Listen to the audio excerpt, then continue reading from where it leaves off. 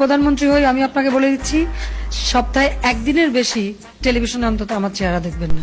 প্রধানমন্ত্রী হওয়ার আগে তিনি এই কথা বলেছিলেন এবং প্রধানমন্ত্রী হওয়ার পর ওনাকে প্রতিদিনই টিভিতে দেখা গিয়েছে। প্রতিদিনই তিনি টিভিতে এসে মিথ্যাচার, প্রতারণা এবং অভিনয় করে গিয়েছেন দেশের জনগণের সাথে। হারালে কি কষ্ট হয়, আমি তো বাবা মা সব হারিয়েছি, আমি তো জানি হারাবার ব্যথা কত কষ্ট। এবং পর্দার আড়ালে তিনি গুম, খুন, হত্যা কিছুই করার বাকি রাখেন নাই। উনি সবসময় বলে গিয়েছেন একটা এবং করে গিয়েছেন অন্যটা।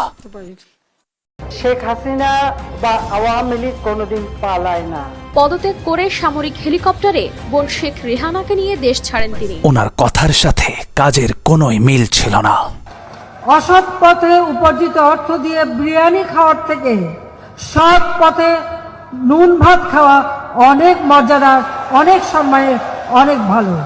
এটাই হলো বাস্তবতা। মুনাফিকের লক্ষণগুলো হলো যখন সে কথা বলে সেটা মিথ্যা বলে, ওয়াদা করলে ভঙ্গ করে এবং আমানতের খেয়ানত করে। উনি তো তিনটা শর্তই পূরণ করেছেন। The Messenger of Allah sallallahu alaihi wasallam had said, there are 3 signs of a hypocrite. When he speaks lies. When he makes a promise, he breaks it. When he is trusted, he betrays his trust. And this woman had fulfilled all of the 3 signs.